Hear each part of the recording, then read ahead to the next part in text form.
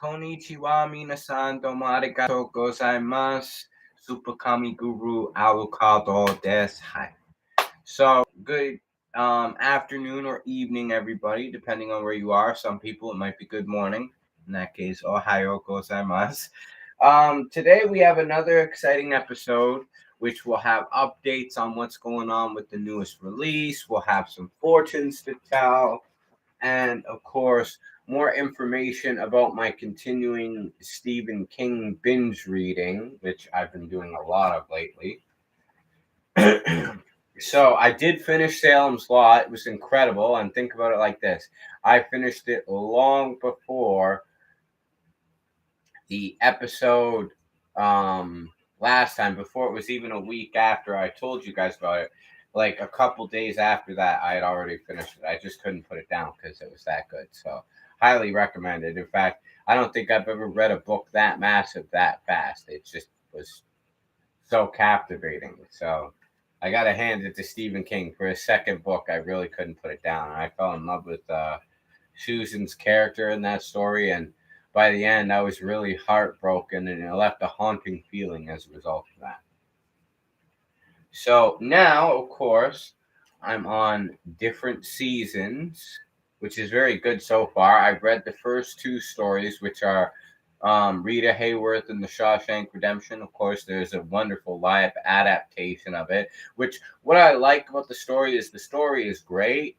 If anything, the movie wasn't bad though. In fact, I actually loved the movie because what I think it did is it stuck true to the story, but where it added or changed things actually complemented the story and made it even better. More Stephen King-esque, we'll say, which is probably why the director did such a good job directing The Green Mile as well. So, got to give that guy respect. He's a good film director. Anyways, we will get into our readings, and then I will let everybody know that October 5th, Super Kamiguru Alucard SKGA Goes to Japan will be released. So I hope everybody will check it out, and there will be tons of guests on this record. Probably more guests on this record in total than any other album I've ever released, and they will all play characters in a story about me going to Japan. It's wonderful. There's people rapping on this in English that couldn't even speak English perfectly. So it tells you the characters really came to life for the sake of the story, which I think is wonderful. Anyways, all right. Oh, great Clow cards of Kuro Ito using the power of the sun, the moon, and the stars revealed to me a message regarding my romantic situation. Release. As always, too, if you would like your fortune told, all you need to do is comment on the video or in the live chat right here that you would like what kind of reading, whether it's romance, career, or general future, and what your gender and zodiac sign is. So okay, we for romance today we have a pretty good reading because we have the little, the create, the sleep, the fly, and the heart card or the love card. So we have the little card first, starting us off. The create card next, the sleep card, fly, and the heart or they love card, which doesn't actually have a title. That's why you'll notice I always refer to it as that. It's actually a card in the show that Sakura gets after Shaoran says he's going to Hong Kong, and she realizes she's got to go to the station to tell him that she loves him too. Because he's fallen in love with her. So, anyways, the little card indicates like appreciating the little things. There might be little improvements, there might be little things that aren't so agreeable going on, but it's all part of the process. I should also use the process of creating things like my music and stuff to talk about the brewing romance situations, the ideal romance I would want, things of that nature. The sleep indicates not losing sleep over it in this case, that everything will work itself out and is working itself out. The fly indicates that I will have to go see it. I will have to fly there to go be with the one who is my future ideal romantic partner, which doesn't surprise me because I imagine my ideal partner would be in Japan, so that makes perfect sense. Next, we have the heart or the romance card, which indicates that if and when this real romance does occur, it will be the one, the special one. Almost like that red string of fate is tied around our fingers for the one that comes. And that's what this is telling me. So next we will do career and then general future, and then we will get into our discussion portion. Which also good update with the Yu-Gi-Oh! Dueling League tournament is that I've almost received all the cards in the mail. I'm waiting for one more package, which the person still hasn't shipped, and I'm getting to the point that if they don't ship it by the end of the month, I'm gonna just like file a complaint with eBay and get my money back. Because at this point, it's like, you know what? I don't really need the cards. I could build a deck around without these cards, but they would kind of give it more of an authentic feel. But if anything, I might even just hunt the few cards I would need to still give it that authentic feel and not waste my money on the rest. Just because, like, this person's kind of being up and down with it and they're screwing me. I actually was talking to my girlfriend about that. How it kind of bothered me that, like, it seems like they're playing me for a fool because they keep saying, "Oh, I'm gonna send it like by the end of the month, last month. Oh, I'll send it next week. I'll send it in a week or so. I'll send it by the end of the week." They keep saying stuff like that, and they still haven't sent it, which is pissing me off. And it's the same thing with the producer for the song I did with Reiko called "Stars and Dreams" because I've literally been waiting almost 6 months for this song to be completed. I have 10 albums to drop, and this guy still don't have me my damn song, which is pissing me off too.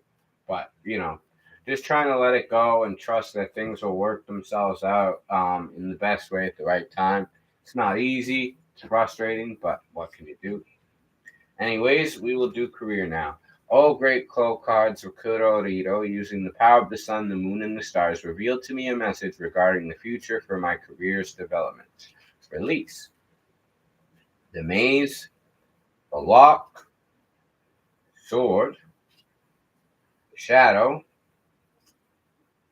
and the wood. Okay. So what this indicates is feeling lost, feeling confused, which lately I haven't been working on recording much new music because I've kind of felt uninspired, lost, not sure what I could do next. It feels like I've done so much already, right?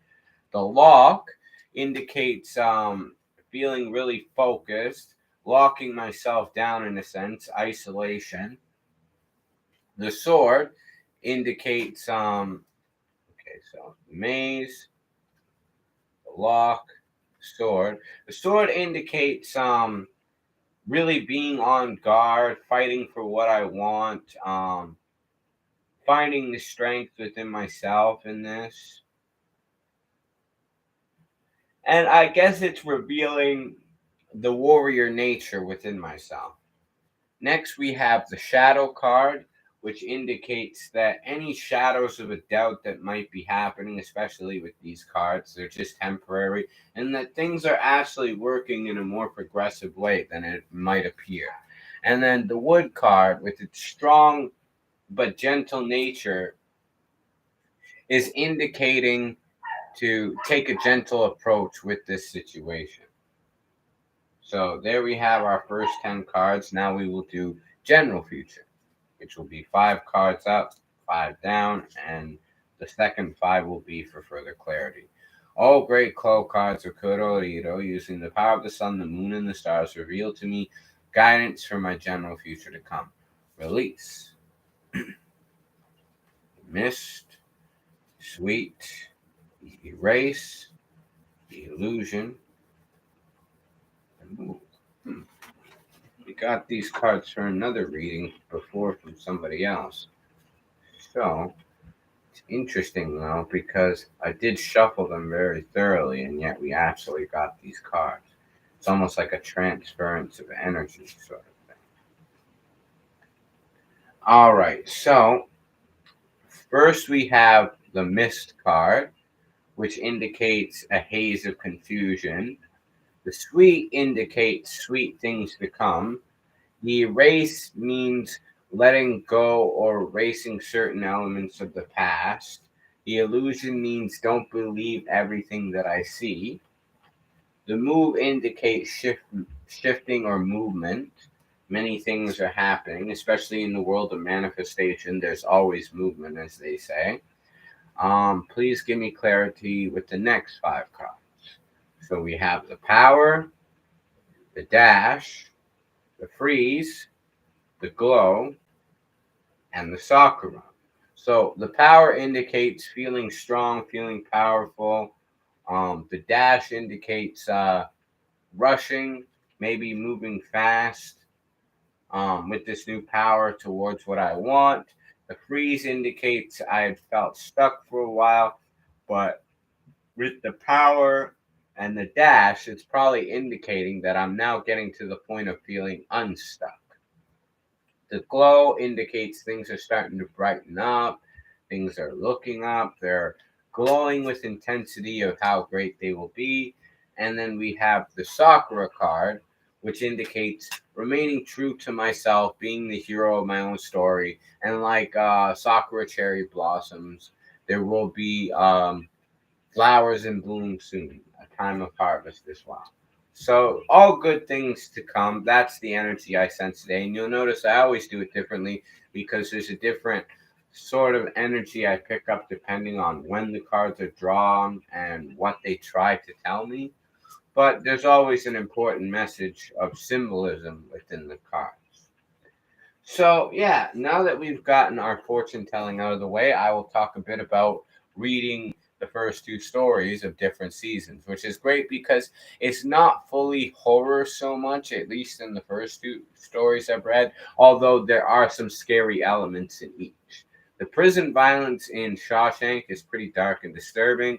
There's some dark and disturbing concepts in it of itself. Um,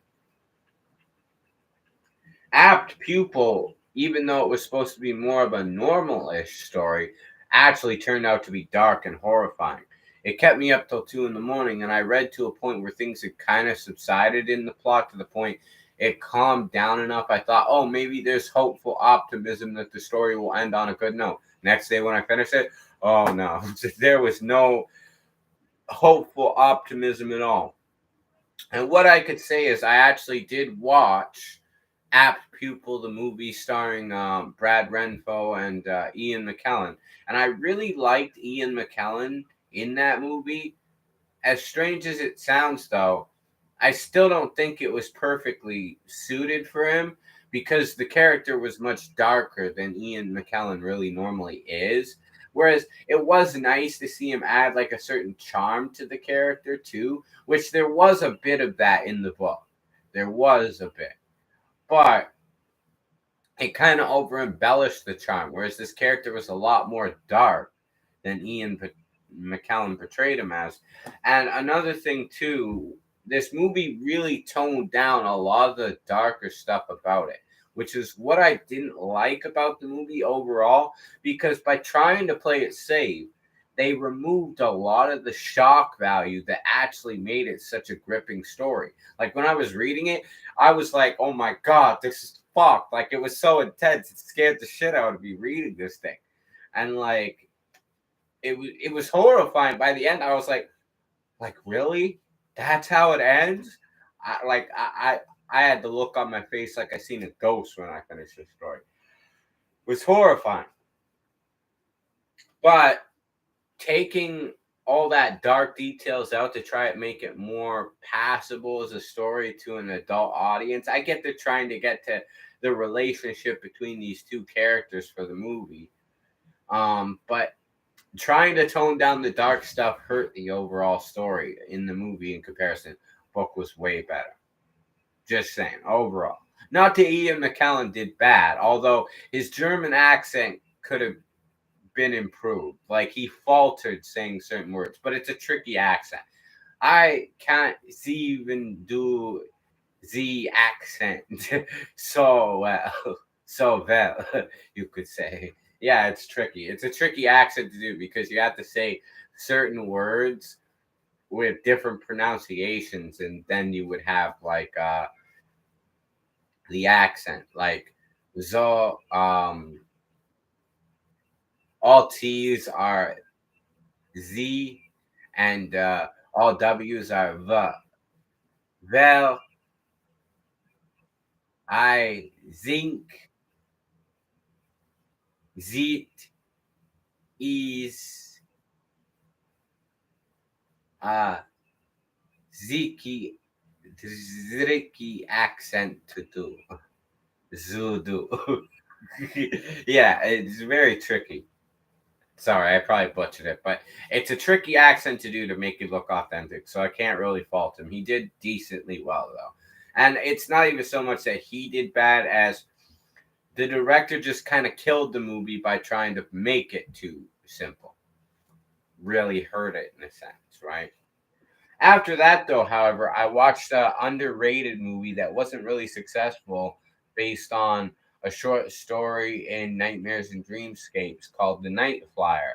And I really love this movie. Miguel Ferrer's performance in it was awesome. It's actually a really freaky, interesting story. There was some good comic moments in it. Some reviewers said that the movie's sole strength was Miguel's performance, and it was really good. In fact, I'd say that doesn't really take anything away from the movie. He is the main character. Like his performance being so good is the whole point of the movie. You shouldn't really care about the other actors as much in this story, just because they're not really as important as he is. He's the main character. It focusing on him for the whole movie is what makes the story. That's the whole concept. And you know what? Some people might say that, whereas I actually think that the other characters, when it was their moments in the scenes with him, com- complemented it very well. They actually played their parts all pretty good, I thought. I didn't think anybody lacked playing their part well. In fact, the one old guy that Miguel meets at the airport who says how his wife reads Miguel's paper and how when he's done with it, he puts it in the cat box, and he says soaks up that cat piss real good. Like the way he said it was funny. So I actually thought that like all the characters were pretty well portrayed, and like the twist at the end was great. I loved it. It totally freaked me out. I'd watched it late at night. I was like, "Oh God, man! There's a philosophical point at the end that's really hard hitting, and I don't want to give away too many spoilers, but definitely go check that out. The movie's free on YouTube. I highly recommend it, and yeah, it's great. So right now in different seasons, I'm reading The Body short story, which Stand By Me is actually based on. And actually, I really like the movie. In fact, I think the movie is a great adaptation of the book. But what was interesting about the book so far was there were actually some things the movie didn't show us. But generally, from my memory, and you got to remember, I haven't seen this movie since I was in grade nine. Most of it that is in this story is in that movie, though. And all the important parts are there. Plus, there's some really good actors. It was really well portrayed. And of course, the last story after I finish this, which I will probably finish tonight, I'm at page 186 out of 436. So, yeah, there's about like 50 pages left for me to read. I should be able to finish that tonight. And then the last story is because they're all modeled after seasons, right? The breathing method for Winter's Tale. So, yeah, the four seasons are actually Hope Springs Eternal, Rita Hayworth in The Shawshank Redemption, Summer of Corruption, which would have been a great title for apt pupil, fitting that that's the one. Fall from Innocence for the body, which works, and then A Winter's Tale for the breathing method. So yeah, very very good story so far. And then after that, I'm actually thinking I'm either going to read The Green Mile or The Dark Half. I'm kind of iffy on which one I'm going to pick. If anybody wants to recommend in the comments which of the two you think I should start reading, um, I will definitely see it. And if I haven't started one by the time you do comment, then I will pick the one that somebody basically votes for, other than myself. I'm kind of leaning more on the dark half, just because I kind of want a scarier one after different seasons. But the Green Mile would probably be next in line after that. And then I would just have Under the Dome, which is two parts. Um, Doctor Sleep, and The Stand. I'm saving The Stand for last because it's a monster of a book. And of course, there's other books of Stephen King that I would want to read in the future if I get my hands on them, which I plan to go bargain book hunting at Value Village at the end of the month to see if I get lucky and get anything that's on my list. But yeah, so far really good though. I definitely recommend it. And Salem's Lot was so amazing. I honestly finished it in 5 books. So if you've not read that book, definitely go read it.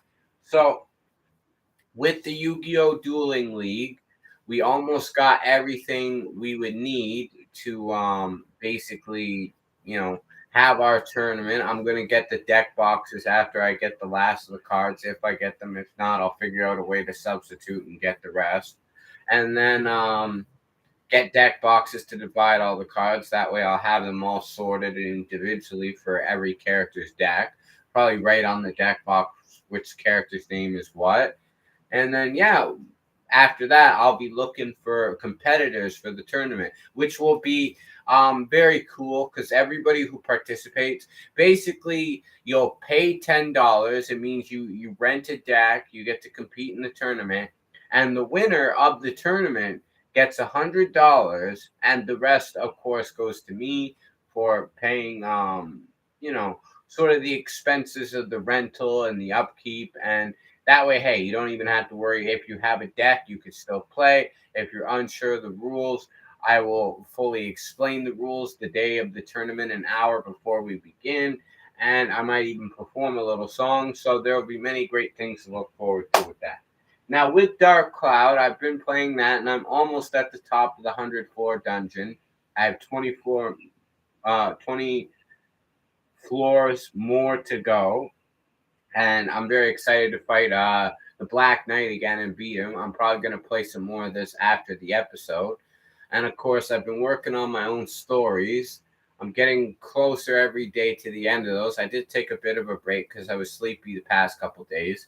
And I've also been playing this new game called Hero Wars, which you probably have seen commercials for on YouTube or on Facebook or social media. It's actually a really good game. It's nothing the way they show it in the commercials, but it's actually an awesome game. Especially, maybe it's more like that if you're playing on a phone, whereas I'm playing the PC version, which I find is way better. I like the ideas of the PC version way better. So I would recommend it to anybody who's interested.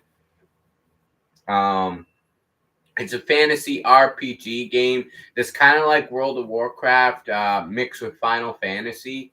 And what I like about it too is that unlike World of Warcraft, you don't actually have to play you don't have to pay to play online every month like you do with WoW, right? Plus the whole, having multiple characters you can get and picking your own custom party. I like that Final Fantasy Suikoden, which is my favorite PS1 video game kind of vibe for the game. I really like that. So, yeah, it's very addictive. I've been playing a lot of that every day.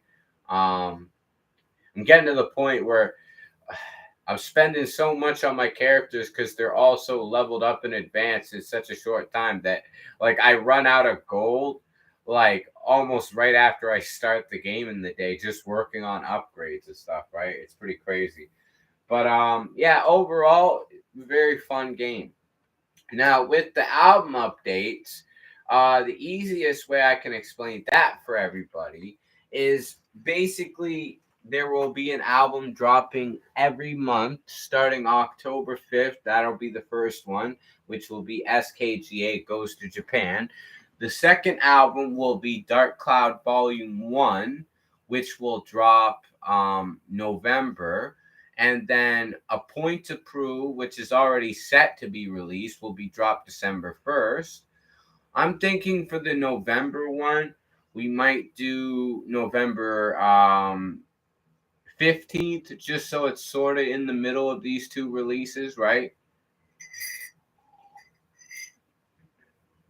Although actually, December 1st, October 5th. Okay, so you know what? We'll do November 3rd. Yeah, that sounds like a good in between point. We'll do November 3rd. So I'm looking forward to that. And then, of course, next year we will have more albums dropping. And I'm also, of course, very excited to go to Japan again next year, hopefully in the summer. And I'll finally get to see my girl there, and hopefully things will work out well. I'm really hoping so. We've been dating long enough that like we've started to, recognize each other's strengths and weaknesses, and we're trying our best. And I'm trying to make it work because, with me too, unlike a lot of other girls who have maybe shown interest in me, but I haven't really been interested in them because the way I look at it is I don't really want to go after somebody or be in a relationship with somebody if it doesn't have the potential to actually get me what I want in the long run. Which with her, I could actually get my Japanese children that I've always wanted. If we had two, little Sakura, maybe little Daigoro. If we had more, great. But and then get married, eventually move there. That would be the ideal dream. Also, next month, I'm thinking I might go to the doctor just because another reason that I've actually held off from recording a lot of music lately is because I've actually got some really clogged ears, like a lot of wax in my ears, and it's kind of impaired my hearing, like a bit of hearing loss. So before I actually get back to making more, I want my hearing to return, which is also why I've been trying to take a break. Maybe I overworked myself for a period, and that's why, and I'm hoping it comes back.